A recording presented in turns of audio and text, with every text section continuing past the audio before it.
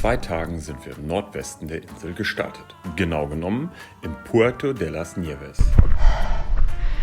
Steil ist das. Weiter geht's. Auf unseren bisher 51 Kilometern hatten wir mit starkem Wind zu kämpfen, was die Schlafplatzsuche erschwerte.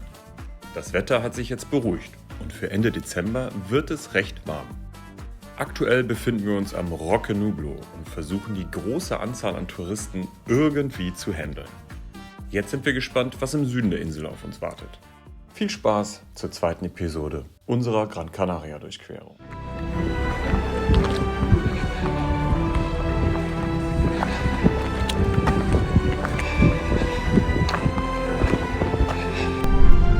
Genug Touri-Sightseeing gemacht. Das war Roque de Nobles. Wir gehen jetzt weiter auf unseren Trail, hoffentlich mit weniger Menschen.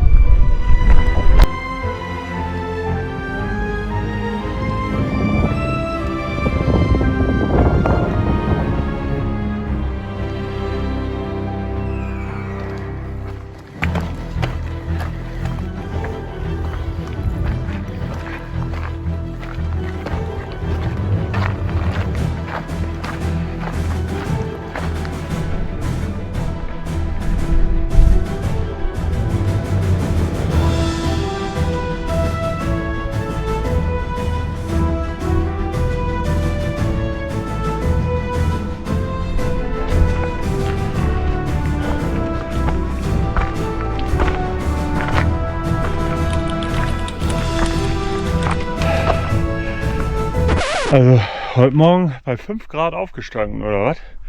Und jetzt bei 30 Grad einen Berg hoch? Das muss ja auch noch mal einer erklären.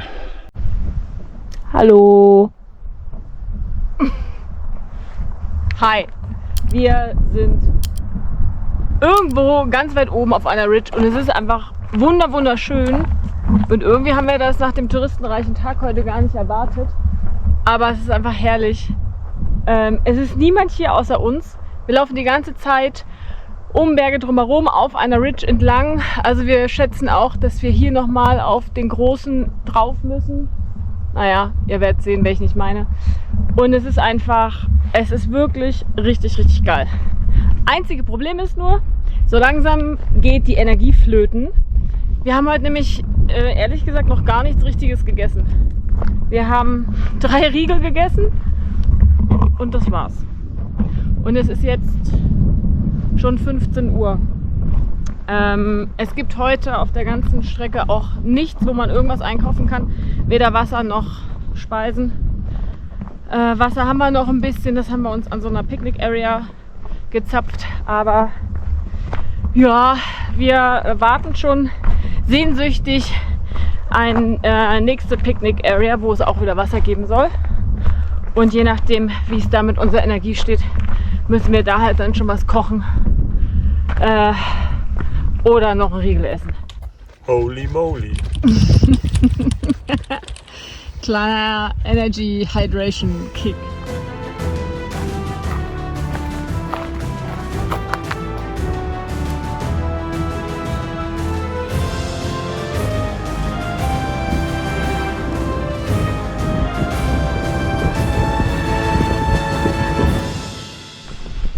Möglichkeit genutzt.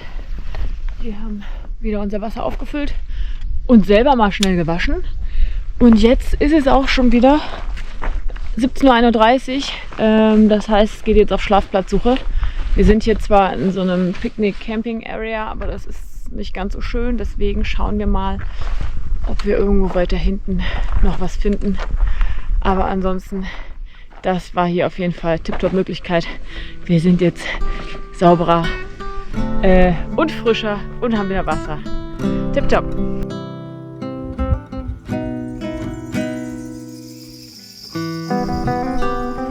So, hat jetzt doch gar nicht mehr so lange gedauert, dass wir unseren Spot gefunden haben. Zelt steht auch schon. Ich glaube, wir sind nur noch 20 Minuten rumgelaufen und sind ganz froh, dass wir noch im Hellen angekommen sind. Es ist windstill, es ist nicht zu kalt. Und wir sind total happy und zufrieden, weil wir waren schon wieder ganz schön kaputt und haben uns danach gesehnt, endlich anzukommen. Und freuen uns jetzt auch hier ganz gemütlich was zu kochen. Mal gucken, was es gibt. Wahrscheinlich Nudeln mit irgendeiner Soße. Wir schauen mal. Und ansonsten ist es auch ganz schön. Sonne, ja, ist schon untergegangen, aber der Himmel war noch etwas errötet. Ja, ich denke, das wird doch bestimmt eine schöne und vor allem ruhige Nacht.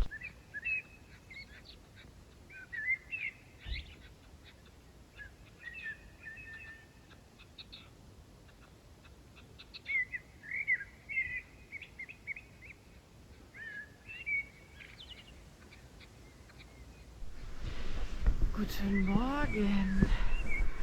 Wir haben es gerade aus den Federn geschafft. Und ganz wichtig, der Kaffee, der ist am Kochen. Den brauchen wir jetzt. Wir haben eigentlich ganz gut geschlafen, aber Kaffee zum richtig wach werden ist auf jeden Fall notwendig. Das Zelt steht noch hier. War leider sehr, sehr nass von der Kondensation. Draußen zum Glück trocken. Aber gut, haben wir keinen Wind, haben wir halt andere Probleme. Kriegen wir aber auch geregelt. Ansonsten genießen wir jetzt noch ein bisschen die schöne Lichtstimmung und den anstehenden Sonnenaufgang.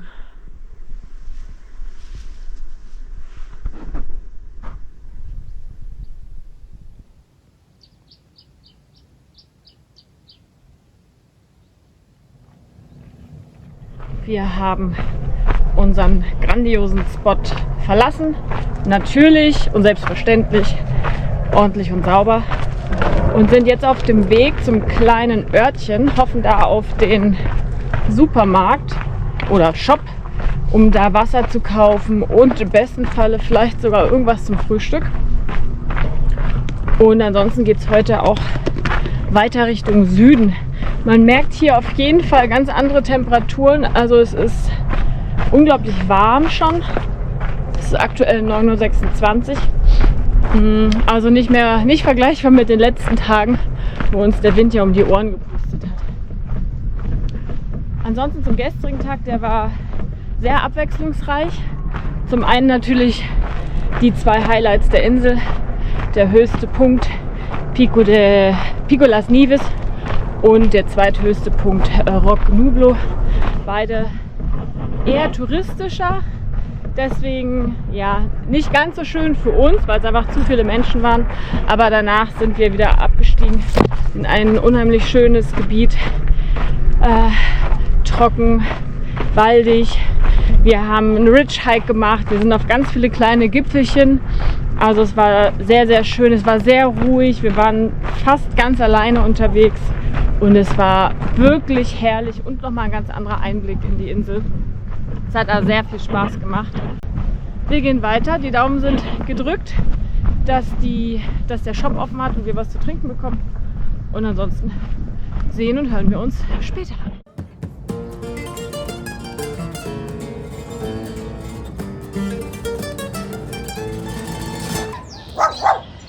Perfekt, der Shop war geöffnet und wir waren mehr als erfolgreich.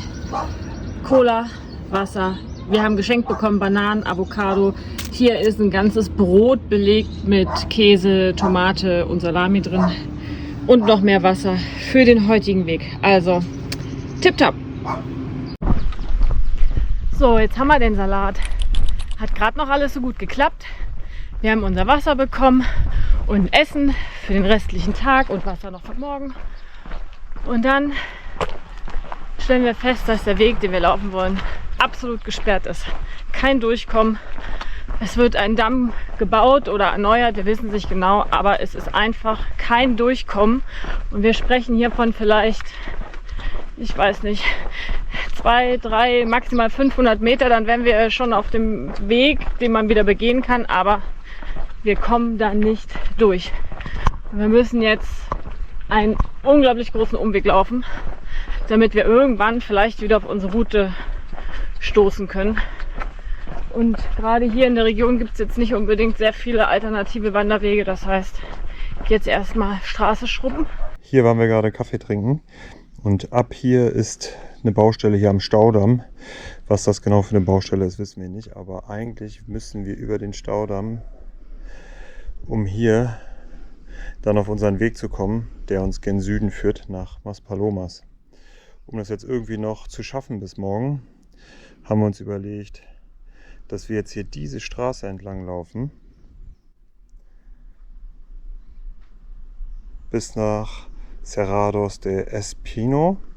Und dann werden wir uns hier durch den Canyon, da gibt es so kleine Wanderwege, Verbindungen, die wir dann laufen, damit wir hier oben auf diesem Plateau landen. Dann können wir da schlafen und dann sind wir morgen früh wieder an unserer Tour. Das ist der Plan. Die Sonne ist auch am Start. Und naja, also wir hoffen einfach, dass wir irgendwann wieder eine Möglichkeit haben, auf unseren eigentlichen Weg zu stoßen. Das kann aber tatsächlich auch sein, dass das erst wieder morgen ist. Also wir werden wirklich einen Großteil der verbleibenden Route nicht laufen können. Was natürlich ultra scheiße ist. Aber sowas ist halt einfach nicht planbar. Zumindest nicht für uns, weil wir im Detail einfach ja nie ganz genau wissen, was uns erwartet. Naja, aber immerhin haben wir gefühlt 10 Liter Wasser dabei, weil wir dachten, kommt nichts mehr. Also verdursten werden wir heute nicht. Sehen wir es doch mal von der guten Seite. Naja, wir gucken, wo wir rauskommen. Wir halten euch auf dem Laufenden.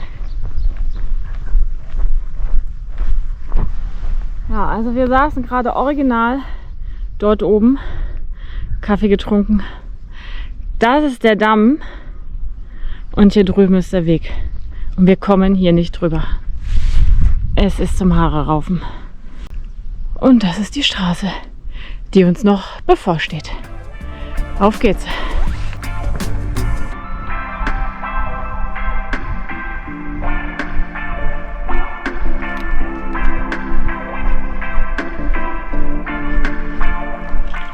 Da hinten müssen wir erstmal hin. Unten nach El Cerrado. Dauert noch ein bisschen. Da geht's nachher für uns hoch. Dieses Stück.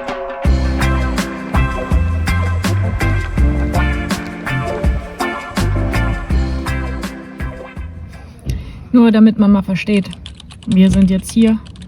Hier oben sind wir gestartet. Das ganze Stück Straße bestimmt 1,5 bis 2 Stunden. Und jetzt versuchen wir hier drüben wieder auf die Route zu kommen. Drückt uns die Daumen, dass das klappt. Einhändig gar nicht so einfach.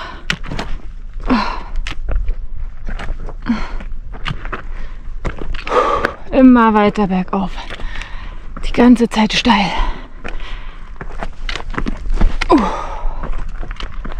Immer weiter.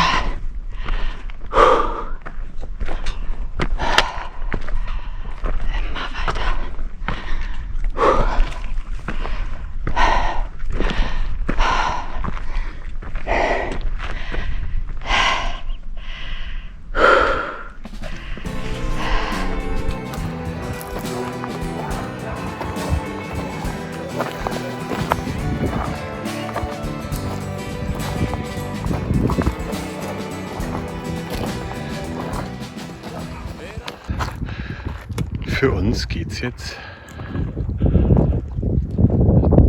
da hinauf. Ein paar 100 Höhenmeter. Und dann gucken wir erstmal weiter. Da hinten, wo es weiß ist. Von da kommen wir ungefähr her. Sind hier Serpentinen ohne Ende. Also locker 10 Kilometer. Bis hier unten in das Dorf. Wir blenden es ein, wie es heißt. Und jetzt sind wir hier wieder den ganzen Berg hoch. Gerade hier jetzt diese Straße entlang.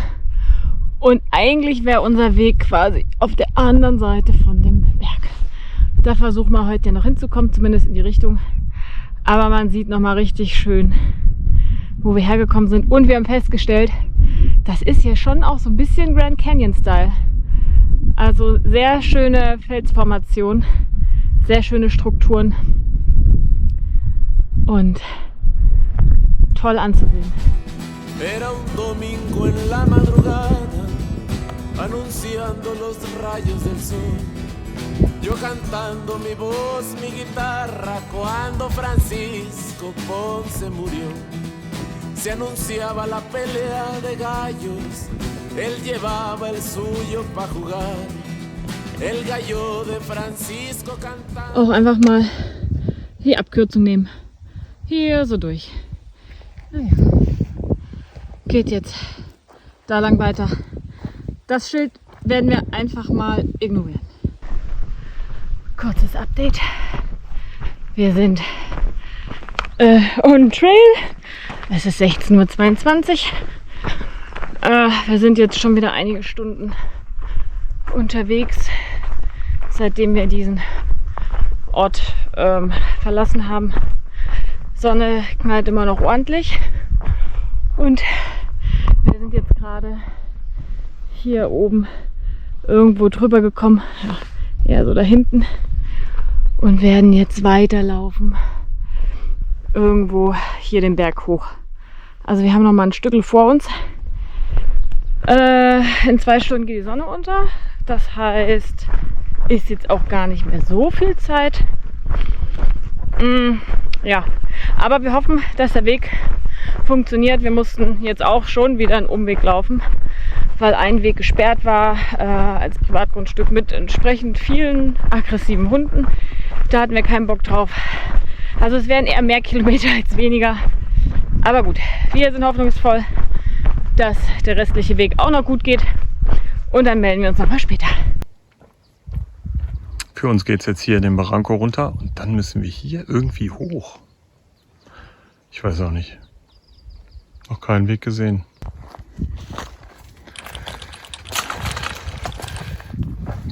Einmal durch den Limonenhain. Dann sind wir bald auch schon da. Sorry. Ich weiß nicht, ob das auch mal eine Limone werden sollte. Ich weiß nicht. Jetzt müsstest du irgendwo hoch und links.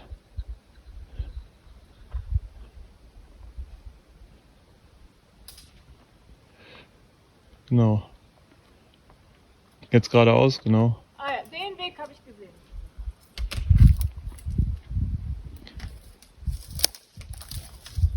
Perfekt.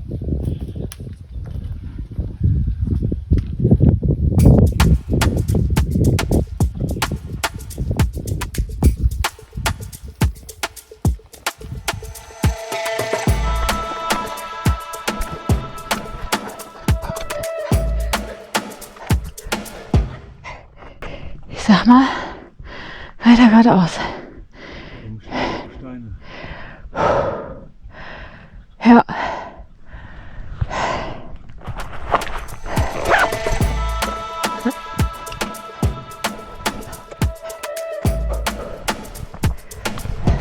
Oh. Oh. Vorsicht. Aua. Böser Ast. Was heißt Stopp? Okay.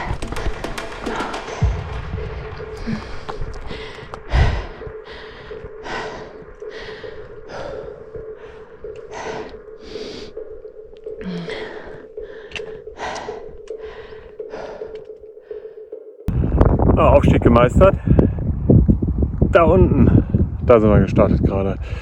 Ja, der Weg ist gesperrt, hat sich jemand privat gedacht, den Weg vorne und hinten zuzumachen, aber aufgrund des Staudamms, aufgrund der Baustelle des Staudamms ist das der einzige Weg, den wir jetzt noch bis morgen Abend schaffen. Also sind wir ein bisschen durch den Limettenhain gelaufen, sind jetzt aber oben, jetzt ist wieder alles klar und jetzt geht's irgendwie da hinten noch drüber und dann müssen wir auch schlafen. 17:23 Uhr, wir sind auf Schlafplatzsuche und haben eigentlich schon einen super Spot gefunden, der hier. Da werden wir jetzt einfach mal hingehen, irgendwie hier so runter, querfeldein, und uns das mal genauer anschauen. Aber wir sind optimistisch, dass das was wird. Drückt uns die Daumen. Willkommen zurück. Wir sind auch endlich angekommen nach diesem doch eher unerwarteten Tagesverlauf. Das habt ihr ja auch schon gesehen. Aber wir haben jetzt einen schönen Platz zum Schlafen gefunden. Das ist immer das Wichtigste. Da freut man sich aufs Schlafen, vor allem aufs Kochen. Ich habe nämlich Schweinehunger. Und ja, wir sind hier direkt an so einem Canyon, den wir auch morgen auf der Seite da drüben runtergehen werden. Dort hoffen wir nochmal Wasser aufnehmen zu können und dann geht es in die letzten schätzungsweise 15 Kilometer. Das wissen wir aber auch erst morgen, weil wir sind ja heute auf einem anderen Weg hier gekommen. Und genau, das ist unser Schlafspot. Zelt steht schon. Wir ziehen uns jetzt schon mal um und würden dann sagen, gute Nacht und bis morgen.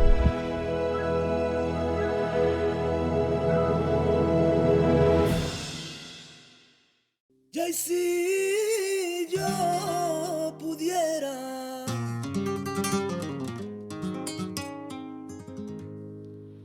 ser libre como los ríos,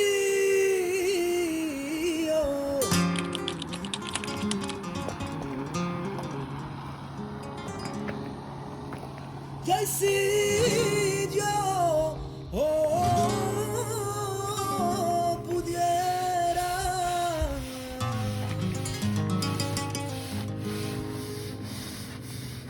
transmitir todo lo que siento. Guten Morgen. Es ist 8:27 Uhr. Wir sind schon wieder gepackt. Das Zelt ist abgebaut und die Sonne ist aufgegangen. Wir hatten eine grandiose Nacht. Sie war sehr, sehr ruhig, sternklarer Himmel. Es war unglaublich schön. Es war ein super Spot hier. Sind auch recht ausgeschlafen und werden uns jetzt auf die letzten Kilometer begeben bis nach Maspalomas. Zunächst erstmal noch die 3 Kilometer, um wieder auf unseren Trail zu kommen und dann von dort aus den regulären Weg wieder einschlagen nach Maspalomas. Das müssten um die 16 Kilometer insgesamt sein. Und wir sind gespannt, hoffen, dass das jetzt alles noch gut klappt, dass wir ja, gut ankommen werden und uns die Sonne bis dahin nicht verbrutzelt. Sie ist nämlich schon wieder ganz schön am Glühen. Ja, von dem her würden wir sagen, auf die letzten Kilometer.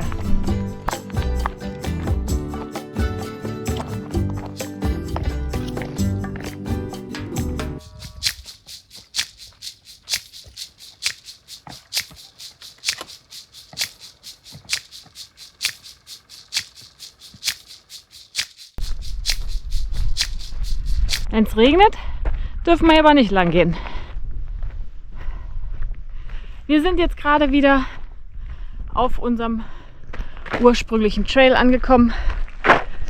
Es sind jetzt noch ungefähr 12 Kilometer bis nach Maspalomas.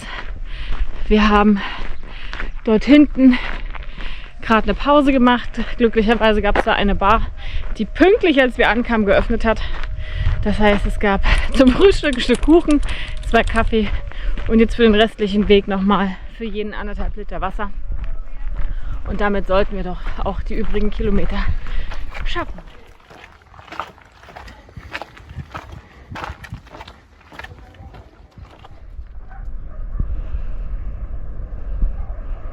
Da oben unter den weißen Häusern sind wir gerade diese Wand runter. Na, ist es jetzt da? Kann man fast gar nicht erkennen, dass da überhaupt ein Weg ist. Dann hier runter, hier unten an der örtlichen Kirche haben wir Cortado getrunken, Kuchen gegessen. Und wenn man hier hinter diesem Berg da in den Barranco reingeht, oben, da haben wir geschlafen. Das war gut.